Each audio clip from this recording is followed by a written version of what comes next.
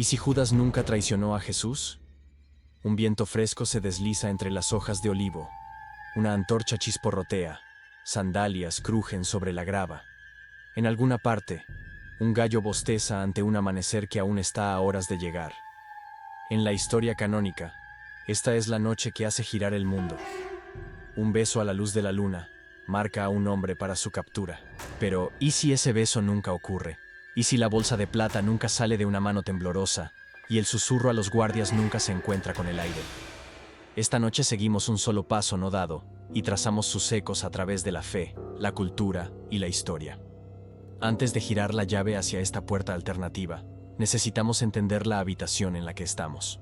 Los evangelios nos dicen que Judas Iscariot era uno de los 12, escogido a mano, un compañero cercano que caminó por caminos polvorientos con Jesús.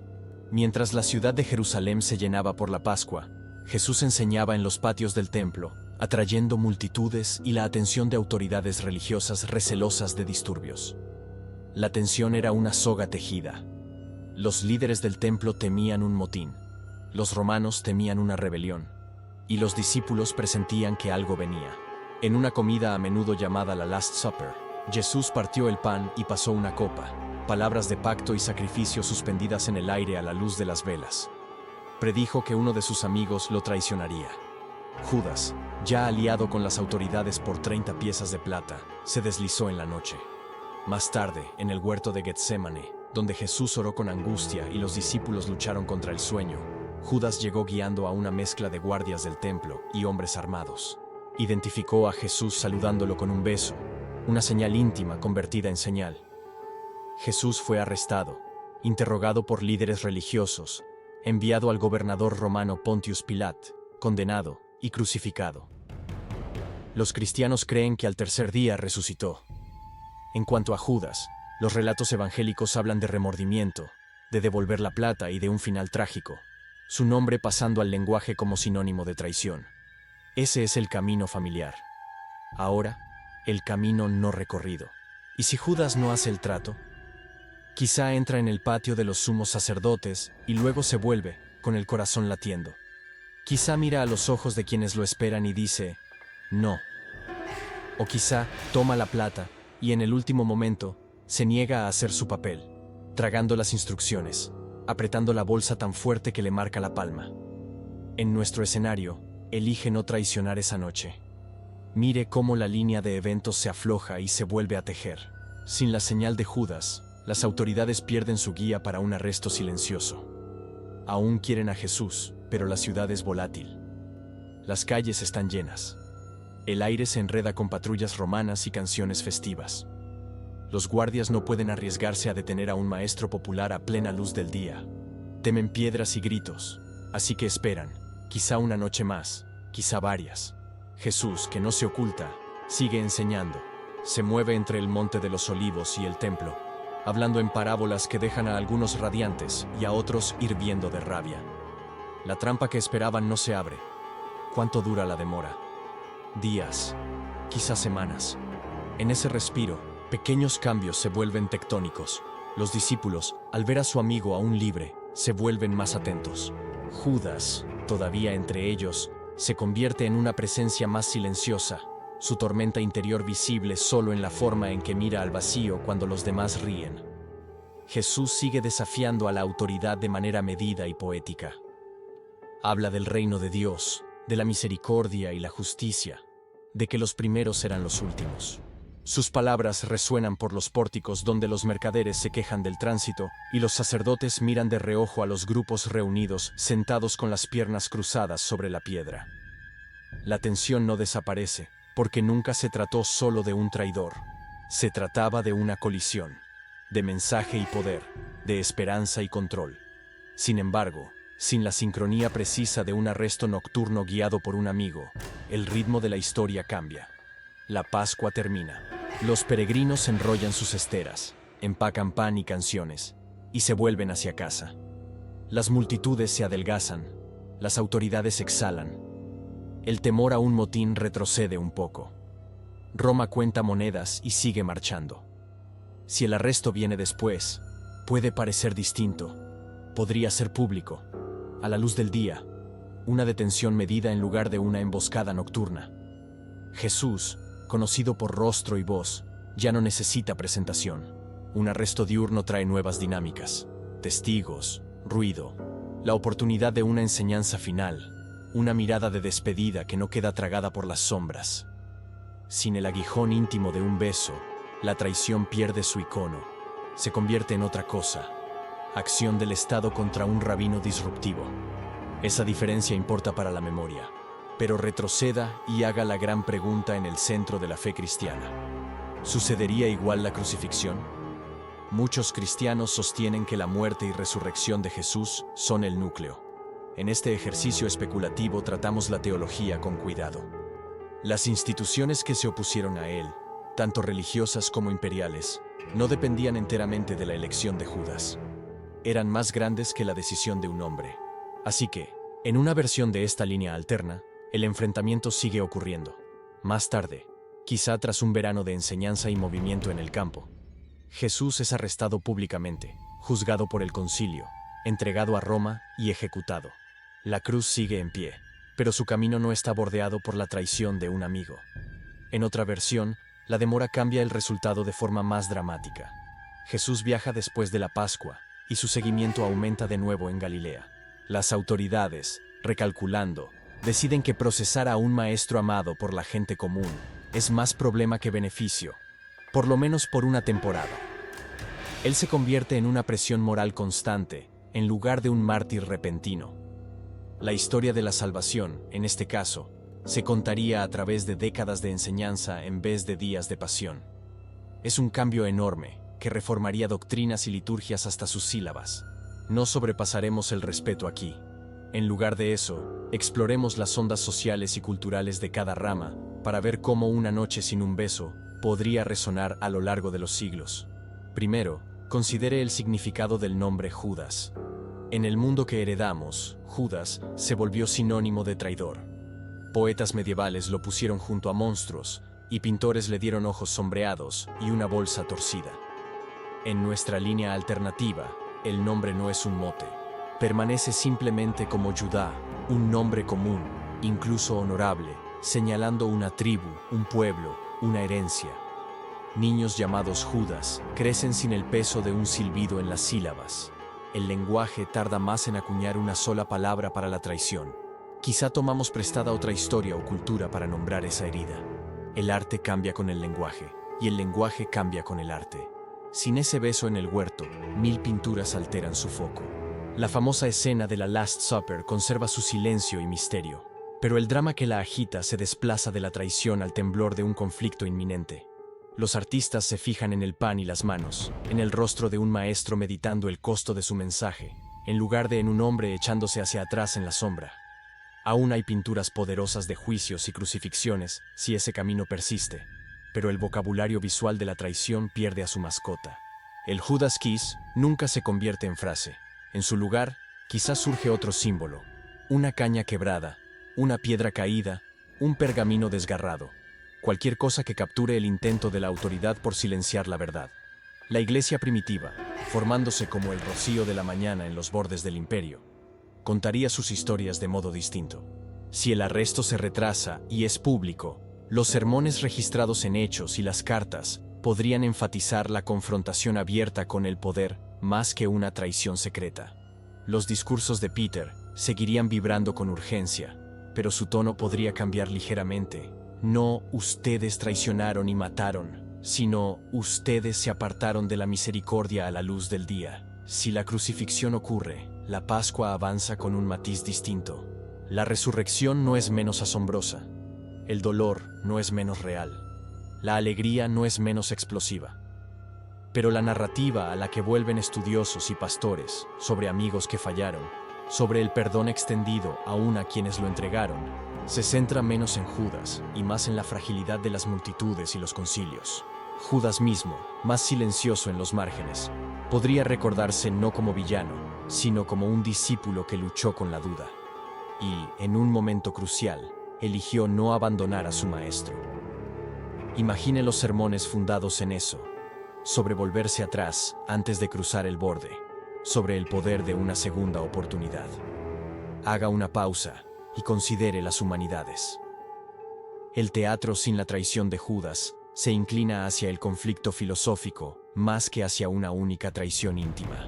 Dramaturgos representan los debates entre Jesús y las autoridades, la tensión entre el orden romano y la imaginación profética. Compositores marcan crescendos para escenas de tribunal, en lugar de capturas en jardines. En la literatura, la traición sigue existiendo. Pero cuando un amigo traiciona a otro, los autores buscan metáforas distintas. La palabra Judas no salta de sus plumas como una maldición abreviada. La misericordia podría encontrar otras caras y otros nombres. Históricamente, ciertas corrientes oscuras fluyeron de malas lecturas y usos del relato de la pasión. A lo largo de siglos, algunos culparon a comunidades enteras, usando la imagen de la traición para justificar prejuicios. En un mundo donde la traición pivotal nunca ocurre, parte de ese combustible falta. Eso no borra la capacidad humana para el sesgo, pero elimina un gancho recurrente que la historia con demasiada frecuencia agarró. La enseñanza sobre la pasión, las liturgias que recuerdan esos eventos, podría enfatizar la responsabilidad compartida y la necesidad común de gracia. El dedo de la historia no apunta a una caricatura de un forastero, sino a la tentación tan humana de proteger el poder a expensas de la verdad. Incluso la política podría sentir la vibración. Si el arresto y el juicio son públicos y no escondidos por una señal secreta, el mensaje se vuelve menos sobre complots clandestinos y más sobre sistemas que toman decisiones a la luz del día. Los movimientos por la justicia a menudo se fortalecen con relatos como ese. Los manifestantes citan líneas sobre la verdad y el poder, sobre un maestro que obliga a las autoridades a asumir sus decisiones. El jardín nocturno ya no es el emblema. En su lugar, un patio soleado o una plaza de piedra brillante se convierten en el escenario para reflexionar sobre el coraje. ¿Y el círculo íntimo? Peter, James, John, sus arcos trazarían rutas distintas sin esta traición. La negación de Peter ante la presión de las preguntas podría seguir ocurriendo en el calor de un juicio público, o podría desarrollarse de otra manera. Pero suponga que el acto de Judas es de lealtad en vez de traición. Eso podría crear una parábola viva entre los 12 mismos. Aquel a quien muchos luego sospecharían de traicionar se convierte en quien intentó proteger. Las primeras comunidades podrían contar una historia atesorada sobre un antiguo recaudador de impuestos, un celote, y un hombre llamado Judas que aprendió a sentarse en la misma mesa cuando habría sido más fácil marcharse. Es un cambio sutil, pero la sutileza moldea las almas con el tiempo. En el escenario de Arco Largo, el que ve la crucifixión retrasada meses o años, el movimiento cristiano podría cristalizarse de modo distinto. Las primeras reuniones se centrarían en parábolas, comidas y obras de misericordia extendidas a lo largo de más estaciones. La cruz no desaparecería de la enseñanza, porque ya pendía sobre los caminos romanos y rondaba las colinas de Judea, pero su asociación con Jesús podría ser más gradual. Sí, en esta línea, la crucifixión no ocurre o ocurre mucho después sin el calendario de la Pascua, el calendario festivo de la Iglesia cambiaría. En lugar de la Semana Santa tal y como la conocemos, podría existir una fiesta de las enseñanzas, un recuerdo de enfrentamientos en el templo a mitad del verano, o un ayuno invernal que recuerde un largo viaje por Galilea. El pan y la copa de aquella cámara superior seguirían teniendo peso, pero quizá el énfasis caería sobre la mesa compartida y el mandamiento de amarse unos a otros, el recuerdo de una comunidad casi desgarrada por la sospecha y sostenida por la elección. Ahora volvamos a Judas en el centro de nuestro ¿qué pasaría si? Si no traiciona, ¿a dónde va? Los evangelios, tal como los tenemos, no narran una vida posterior de discipulado para él. En nuestro escenario, permanece, con el rostro abierto a las reprensiones de amigos que lo sospechaban y al perdón que marca el ministerio de Jesús. Podría convertirse en una parábola viviente sobre el deseo, sobre lo cerca que todos estamos de cambiar nuestras convicciones por la comodidad, y en un estímulo vivo sobre la posibilidad de volverse antes de que sea demasiado tarde. Su historia sería un farolillo sostenido bajo para quienes piensan estar más allá de la reparación. Aquí está uno que estuvo al borde y retrocedió. A media distancia del mundo, y siglos después, las aulas de lengua son más silenciosas. Un maestro muestra una lista de modismos, buscando uno que signifique un amigo que traiciona a un amigo con un saludo. Los alumnos parpadean. No hay una frase famosa para eso. Quizá escriben en la pizarra. Un beso falso. No cuaja. La historia de las palabras siempre recuerda las historias que las moldearon. Cuando una historia se dobla, el diccionario se dobla con ella. Pausa rápida. Si Judas hubiera elegido la lealtad, ¿qué consecuencia única te importaría más? ¿Fe, historia o arte? Si este tipo de exploración prudente te interesa, toca me gusta y suscríbete para que no te pierdas nuestro próximo viaje. Las ondas siguen. Las rutas de peregrinación podrían atraer viajeros menos a jardines de traición y más a plazas públicas de coraje. Los artistas cincelan bajo relieves de debates, bajo columnatas, en lugar de procesiones nocturnas con antorchas. Los libros de cuentos infantiles destacan el trabajo en equipo entre los discípulos, entretejiendo un capítulo donde un amigo casi se va y luego vuelve, avergonzado pero abrazado. Las lecciones morales se inclinan hacia la perseverancia y las segundas oportunidades, en lugar de advertir solo contra la perfidia. Y sin embargo, lo oscuro sigue presente, porque es honesto. Sin el momento de Judas, la humanidad sigue conociendo la traición.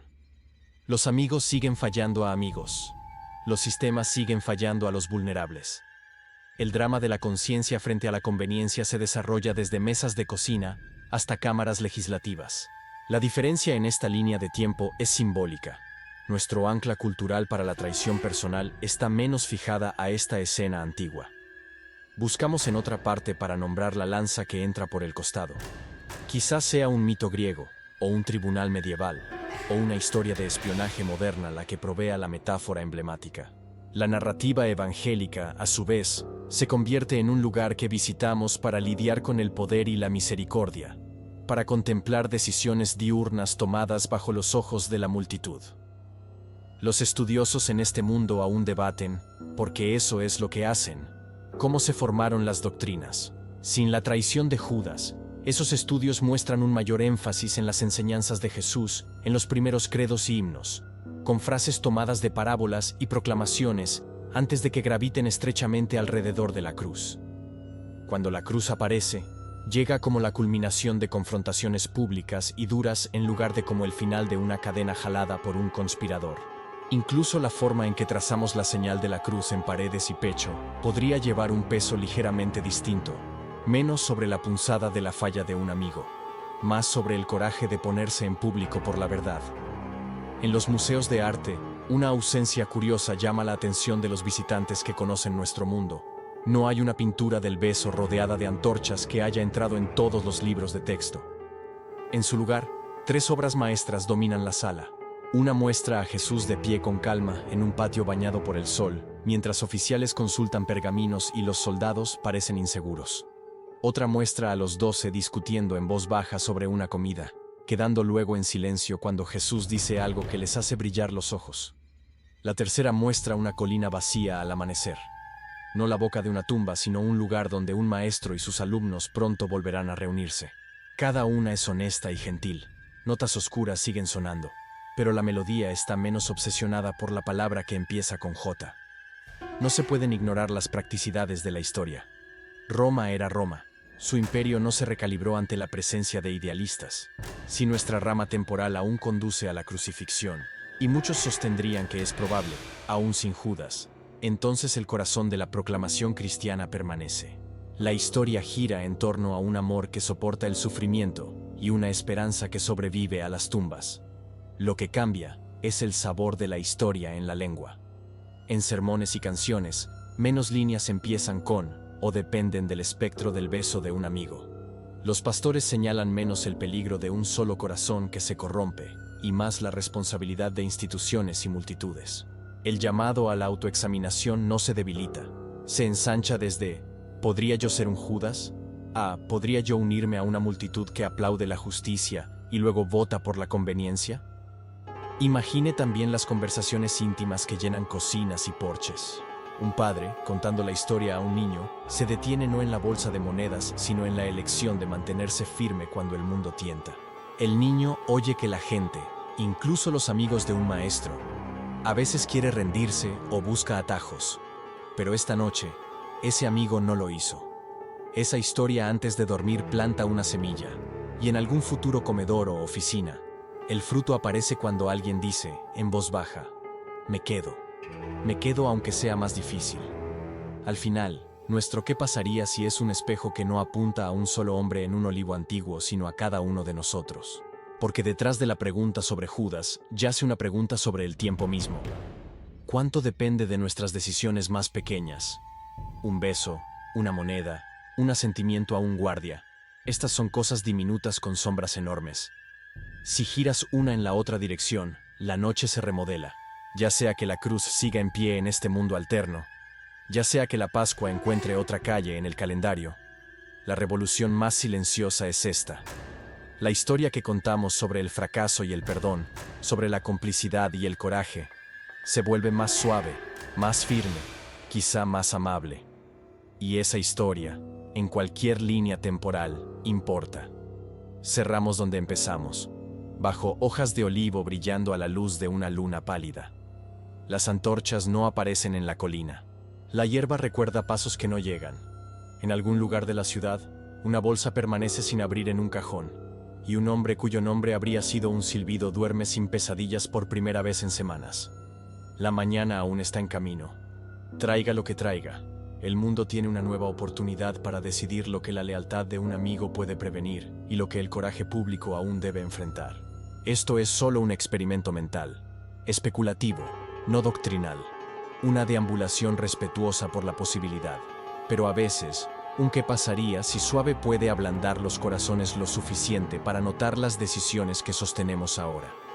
En un jardín, en un pasillo, al borde de una decisión, podemos volvernos hacia la luz y negarnos a proveer a la oscuridad de otro símbolo fácil. La historia que tú y yo vivimos, en este mundo, con estos alientos, aún no está fija. Podemos elegir la noche no traicionada.